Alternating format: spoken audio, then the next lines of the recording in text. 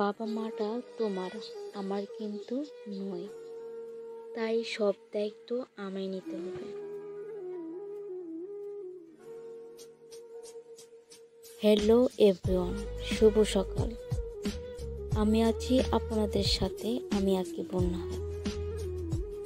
দেশ কিংবা দেশের বাইরে যে যেখান থেকে আমার ভিডিওটি দেখছেন, আশা করি আল্লাহ তাআলার অশেষ রহমতে আপনারা সবাই ভালো আছেন, সুস্থ আছেন। আলহামদুলিল্লাহ, আমিও আমার পরিবার নিয়ে ভালো আছি।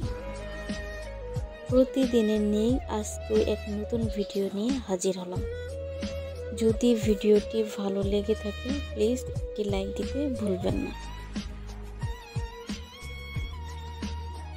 প্রত্যেক বাবা মা কতই না কষ্ট করে তাদের ছেলে মেয়েদের জন্য, কত কষ্ট করে ছেলে মেয়েদের বড় করে, অথচ বেলা শেষে তাদের বয়স্ক বাবা মাকে খোঁজ খবর নেয় না, একটু খোঁজও নিতে পারে না, একটু ফোনও দিয়ে বলতে পারে না, মা তুমি কেমন আছো, তুমি কি ভাত খাইছো, তোমার এখন কেমন লাগছে, তোমার শরীরটা কি ভালো আছে, তুমি কি এখন সুস্থ আছো, রাতে কি ওষুধ খেয়েছো? না না, এসব বলবে কেন? তাদের তো ফোন দেওয়ারই সময় হয়ে ওঠে না। এই যে এটা আমার শাশুড়ি, অনেক দিন ধরেই অসুস্থ। আমার বিয়ের 1 বছর পরেই অসুস্থ হয়ে পড়েন। অতটাও অসুস্থ না, নিজের কাজ নিজে করতে পারে, অনন্য কাজ করতে পারে না।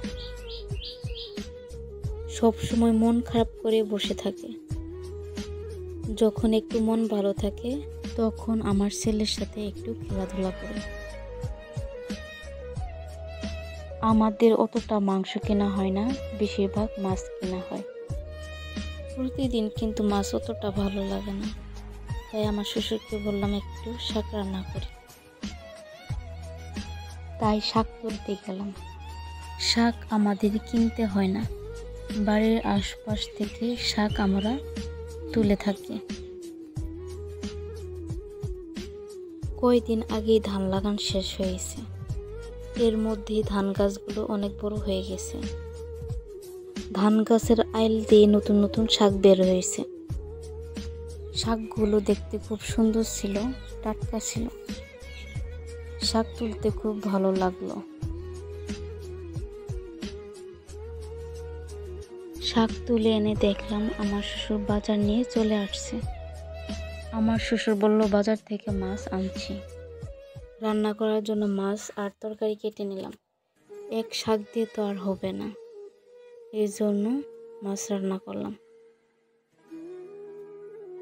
যদি আপনার বাপের বাড়িতে মা অসুস্থ থাকে, হঠাৎ করে বাবা যদি অসুস্থ হয়ে পড়ে, তাহলে কি আপনি বাপের বাড়ি যাবেন না? হয়তো আপনার অনেক সমস্যা, আপনার হাজব্যান্ড ভালো না, হয়তো আপনার শ্বশুর শাশুড়িও ভালো না, আপনাকে বাপের বাড়িতে যেতে দেয় না।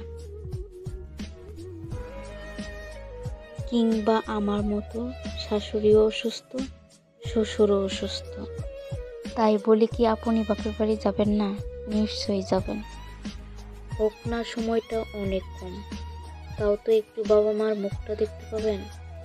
আপনি আপনার হাজব্যান্ড শ্বশুর শাশুড়িকে ম্যানেজ করে নিশ্চয়ই যাবেন। হয়তো শ্বশুর শাশুড়ি অসুস্থ থাকলে তাদের কারো কাছে রেখে নিশ্চয়ই যাবেন। হয়তো আপনার বাবা মাকে দেখার মতো কেউ নেই, কিংবা কেউ আছে। হয়তো আপনার ভাই কিংবা ভাইয়ের বউ আছে, তাই বলে কি আপনি যাবেন না? ভাই আর ভাইয়ের বউয়ের উপরে নির্ভর হবেন? এটা কি বলবেন ওরাই করুক, ওরাই তো আছে, আমার আর যেতে হবে না? নিশ্চয়ই এটা বলবেন না, আর এটাই বলে থাকবেন। কখন যাব, কখন অসুস্থ বাবা মাকে দেখব। কিন্তু আমার শ্বশুরবাড়িতে সম্পূর্ণ উল্টো। আমার শ্বশুরের মেয়েরা বাবা মা অসুস্থ হওয়া সত্ত্বেও তাদের বাবা মাকে দেখতে আসে না। হঠাৎ যদি বেশি অসুস্থ হয়ে পড়ে, যদি আসতে বলা হয় তবুও আসে না। এমনিতেও আসে না, যদি বলা হয় অসুস্থ হয়েছে একটু আসেন, তারপরেও একটু বলার পরেও আসে না। দেখেন কিরকম মেয়ে, বাবা মা অসুস্থ তাও আসে না, একটুও খোঁজ খবরও নেয় না। এই যে আমার শাশুড়ির বিছানা, দেখেন কি অবস্থা। প্রতিদিন আমাকে গুছাতে হয়। বিছানার চাদরটা ধোয়া হয়েছে কিন্তু মশারিটা ধোয়া হয়নি। পরে ভাবলাম অনেকদিন হয়ে গেছে, মশারিটা একটু পরিষ্কার করে দিই। এই জন্য মশারি আর অন্যান্য কাপড়ও ছিল বাড়ির, ওইসব কাপড় পরিষ্কার করে দিলাম। আর কি বলবো আমার শাশুড়ির মেয়েদের কথা, আগে আসতোই, ইদানিং আসেই না।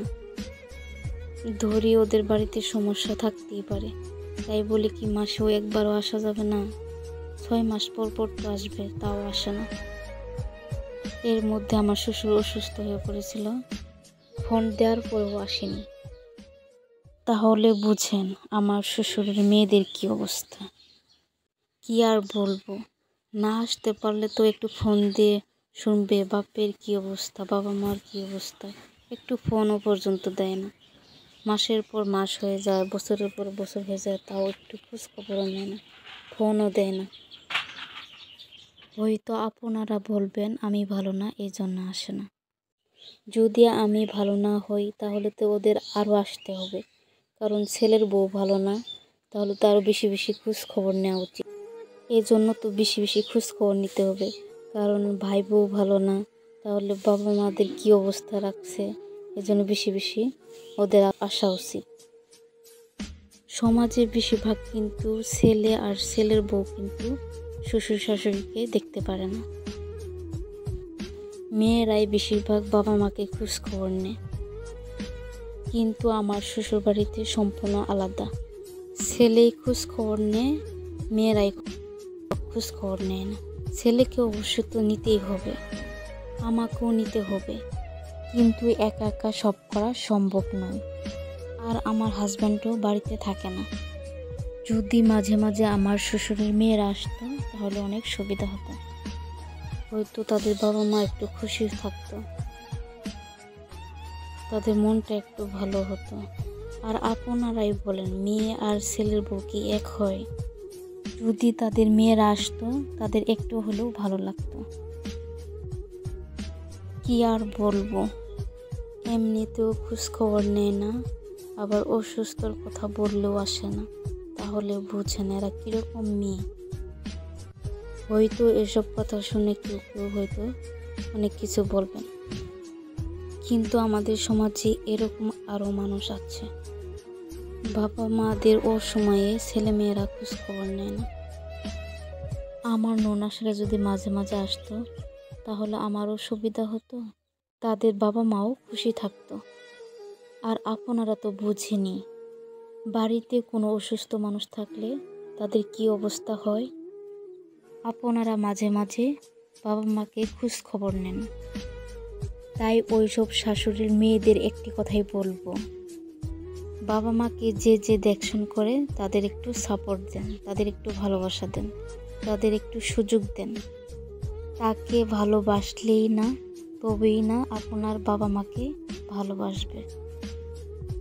আপনার বাবা মাকে আপনাই যদি ভালো না বাসতে পারেন, তাহলে কিভাবে অন্যের মেয়ে আপনার বাবা মাকে ভালোবাসতে পারবে? এসব মেয়েদের জন্যই না ছেলের বউ ভালো হলেও খারাপ হতে বাধ্য হবে।